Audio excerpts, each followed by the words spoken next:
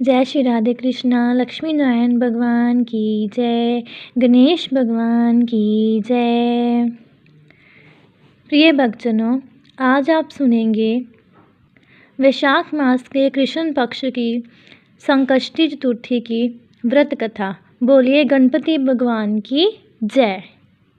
इस बार 2025 को यह शुभ तिथि 16 अप्रैल दिन बुधवार को है। धार्मिक मान्यताओं के अनुसार इस दिन विधिवत पूजा अर्चना करने से विघ्नहर्ता गणेश जी सभी तरह के विघ्न को दूर कर देते हैं और घर परिवार में सुख शांति बनी रहती है। किसी भी माह की चतुर्थी भगवान गणेश को समर्पित होती है, लेकिन वैशाख संकष्टी चतुर्थी का विशेष महत्व है। मान्यता है कि इस दिन व्रत करने और कथा सुनने से ही भगवान गणेश का आशीर्वाद बना रहता है और सुख शांति और समृद्धि में अच्छी वृद्धि होती है। वैशाख संकष्टी चतुर्थी में वक्रतुंड गणेश की पूजा की जाती है। गणेश जी के सभी स्वरूपों में वक्रतुंड गणेश जल्दी कृपा करते हैं और भक्तों पर अपना आशीर्वाद बनाए रखते हैं। इस दिन कमल गट्टे के हलवे का भगवान गणेश को भोग लगाया जाता है।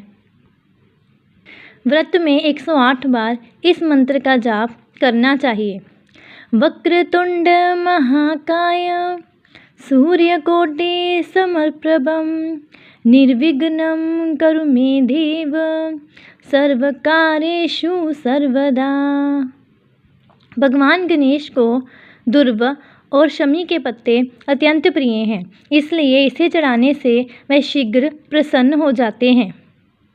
इसके अलावा आप ओम गणपते नमः मंत्र का भी जाप कर सकते हैं और इसके बाद भगवान गणेश को पीले फूल चढ़ाने चाहिए। भगवान गणेश की कृपा प्राप्त करने के लिए आपको संकष्टी चतुर्थी की व्रत कथा अवश्य सुननी चाहिए। चलिए सुनते हैं भगवान गणेश जी की संकष्टी चतुर्थी की व्रत कथा। व्रत कथा सुनने से पहले आप अपने हाथ में अक्षत ले सकते हैं। एक बार पार्वती जी ने गणेश जी से पूछा कि वैशाख माह के कृष्ण पक्ष की जो संकटा नामक चतुर्थी कही गई है, उस दिन कौन से गणेश का किस विधि से पूजन करना चाहिए एवं उस दिन भोजन में क्या ग्रहण करना चाहिए। गणेश जी ने उत्तर दिया, हे माता, वैशाख कृष्ण चतुर्थी के दिन वक्रतुंड नामक गणेश की पूजा व्रत करनी चाहिए तथा भोजन में कमल गट्टे का हलवा लेना चाहिए। हे जननी, द्वापर युग में राजा युधिष्ठिर ने इस प्रश्न को पूछा था और उसके उत्तर में भगवान श्री कृष्ण जी ने कहा, मैं उसी इतिहास का वर्णन करता हूँ, आप श्रद्धा युक्त होकर सुने। भगवान श्री कृष्ण बोले, हे राजन, इस कल्याणदात्री चतुर्थी का जिसने व्रत किया और उसे जो फल प्राप्त हुआ, मैं उसे ही तुमसे कह रहा हूँ। प्राचीन काल में एक रंतिदेव नामक प्रतापी राजा हुए। जिस प्रकार आग तृण समूहों को जला डालती है, उसी प्रकार वे अपने शत्रुओं के विनाशक थे। उनकी मित्रता यम, कुबेर, इंद्र आदि देवों से थी। उन्हीं के राज्यों में धर्मकेतु नामक एक श्रेष्ठ ब्राह्मण रहते थे। उनके 2 स्त्रियां थीं, एक का नाम सुशीला और दूसरी का नाम चंचला था। सुशीला नित्य ही कोई ना कोई व्रत क्रिया करती थी, फलतः उसने अपने शरीर को दुर्बल बना डाला था। उसके विपरीत चंचला कभी भी कोई व्रत उपवास आदि ना करके भरपेट भोजन करती थी। इधर सुशीला को सुंदर लक्षणों वाली एक कन्या हुई और उधर चंचला को पुत्र रत्न की प्राप्ति हुई। यह देखकर चंचला बारंबार सुशीला को ताना देने लगी, अरे सुशीला, तूने इतना व्रत उपवास करके शरीर को जर्जर बना डाला, फिर भी एक कृशकाय कन्या को जन्म दिया। मुझे देख, मैं कभी व्रत आदि के चक्कर में ना पड़कर हष्ट-पुष्ट बनी हुई हूँ और वैसे ही बालक को भी जन्म दिया है। अपनी सोच का व्यंग्य बाण सुशीला के हृदय में चुभने लगा। वह पतिव्रता विधि वत गणेश जी की उपासना करने लगी। जब सुशीला ने भक्ति भाव से संकटनाशक गणेश चतुर्थी का व्रत किया तो रात्रि में वरदायक गणेश जी ने उसे दर्शन दिए। बोलिए गणपति भगवान की जय। श्री गणेश जी ने कहा, हे सुशीला, तेरी आराधना से हम अत्यधिक संतुष्ट हुए। मैं तुम्हें वरदान दे रहा हूँ कि तेरी कन्या के मुख से निरंतर मोती और मूंगा प्रवाहित होते रहेंगे। हे कल्याणी, इससे तुझे सदा प्रसन्नता रहेगी। हे सुशीले, तुझे वेद शास्त्र वेता एक पुत्र भी होगा। इस प्रकार का वरदान देकर गणेश जी वहाँ से अंतर्ध्यान हो गए। वरदान प्राप्ति के फलस्वरूप उस कन्या के मुंह से सदैव मोती और मूंगा झड़ने लगे। कुछ दिनों के बाद सुशीला को एक पुत्र उत्पन्न हुआ। तदंतर धर्मकेतु का स्वर्गवास हो गया। उनकी मृत्यु के उपरांत चंचला घर का सारा धन लेकर दूसरे घर में जाकर रहने लगी, परंतु सुशीला पति गृह से रहकर ही पुत्र और पुत्री का पालन पोषण करने लगी। अपनी कन्या के मुंह से मोती मूंगा गिरने के फलस्वरूप सुशीला के पास अल्प समय में ही बहुत सा धन एकत्रित हो गया। इस कारण चंचला उससे ईर्ष्या करने लगी। एक दिन हत्या करने के उद्देश्य से चंचला ने सुशीला की कन्या को कुएं में ढकेल दिया। उस कुएं में गणेश जी ने उसकी रक्षा की और वह बालिका सकुशल अपनी माता के पास लौट आई। उस बालिका को जीवित देखकर चंचला का मन उद्विग्न हो उठा। वह सोचने लगी कि जिसकी रक्षा ईश्वर करते हैं उसे कौन मार सकता है। इधर सुशीला अपनी पुत्री को पुण्य प्राप्त कर प्रसन्न हो गई। पुत्री को छाती से लगाकर उसने कहा, श्री गणेश जी ने तुझे पुण्य जीवित दिया है। अनाथों के नाथ गणेश जी हैं। चंचला आकर उसके पैरों में नतमस्तक हुई। उसे देखकर सुशीला के आश्चर्य का ठिकाना ना रहा। चंचला हाथ जोड़कर कहने लगी, हे बहन सुशीले, मैं बहुत ही पापिन और दुष्टा हूँ। आप मेरे अपराधों को क्षमा कीजिए। आप दयावती हैं। आपने दोनों कुलों का उद्धार किया है। जिसका रक्षक देवता होता है उसका मानव क्या बिगाड़ सकता है। जो लोग संत एवं सत्पुरुषों का दोष देखते हैं वे अपनी करनी से स्वयं नाश को प्राप्त होते हैं। इसके बाद चंचला ने भी उस कष्ट निवारक पुण्यदायक संकटनाशक गणेश जी के व्रत को किया। श्री गणेश जी के अनुग्रह से परस्पर उन दोनों में प्रेम भाव स्थापित हो गया। जिस पर गणेश जी की कृपा होती है उसके शत्रु भी मित्र बन जाते हैं। सुशीला के द्वारा संकटनाशक गणेश चतुर्थी व्रत किए जाने के कारण ही उसकी सोच चंचला का हृदय परिवर्तन हो गया। श्री गणेश जी कहते हैं, हे देवी, पूर्व काल का पूरा वृत्तांत आपको सुना दिया।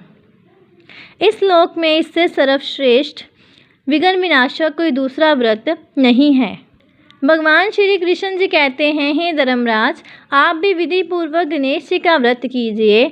इसके करने से आपके शत्रुओं का नाश होगा तथा अष्ट सिद्धियाँ और नवनिधियाँ आपके सामने करबुद्ध होकर खड़ी रहेंगी। हे धर्मपरायण युधिष्ठिर, आप अपने भाइयों, धर्मपत्नी और माता के सहित इस व्रत को कीजिए। इससे थोड़े समय में ही आप अपने राज्य को प्राप्त कर लेंगे। आइए सुनते हैं इससे संबंधित एक और कथा। धर्मदास की पूजा से भगवान गणेश ने धर्मदास जी को दर्शन दिए थे। एक बार की बात है, एक गांव में धर्मदास नाम का आदमी रहता था जो अत्यंत धार्मिक और ईमानदार था। ऐसा कहा जाता है कि वह भगवान गणेश का परम भक्त था और हर संकष्टी चतुर्थी को विधि पूर्वक व्रत रखा करता था। एक बार उसने वैशाख महीने की संकष्टी चतुर्थी के दिन व्रत कर भगवान गणेश की विशेष पूजा की और मोदक, तिलकुट और गुड़ के लड्डुओं का भोग लगाया। उसी समय उसके नगर में सुख और अकाल की स्थिति थी। लोग अत्यंत भूखे प्यासे थे, लेकिन धर्मदास ने भगवान गणेश की पूजा में कोई कमी नहीं की। साथ ही वह रोज़ गरीबों को भोजन भी कराता था। उसकी श्रद्धा देखकर भगवान गणेश अत्यंत प्रसन्न हुए और उन्होंने स्वप्न में धर्मदास को दर्शन दिए। फिर भगवान गणेश के आशीर्वाद से अगले ही दिन गांव में वर्षा हुई, खेतों में हरियाली आ गई और अन्न की कमी दूर हो गई। बोलिए गणपति भगवान की जय। संकष्टी चतुर्थी के व्रत वाले दिन आपको गणेश स्तुति का पाठ अवश्य करना चाहिए ताकि विघ्नहर्ता गणेश आप सभी भक्तजनों के सभी कष्टों को दूर करें और अपनी कृपा आपके ऊपर बरसा दें। चलिए सुनते हैं गणेश भगवान जी की आरती। जय गणेश जय गणेश जय गणेश देवा, माता जाकी पार्वती पिता महादेवा। जय गणेश जय गणेश जय गणेश देवा, माता जाकी पार्वती पिता महादेवा।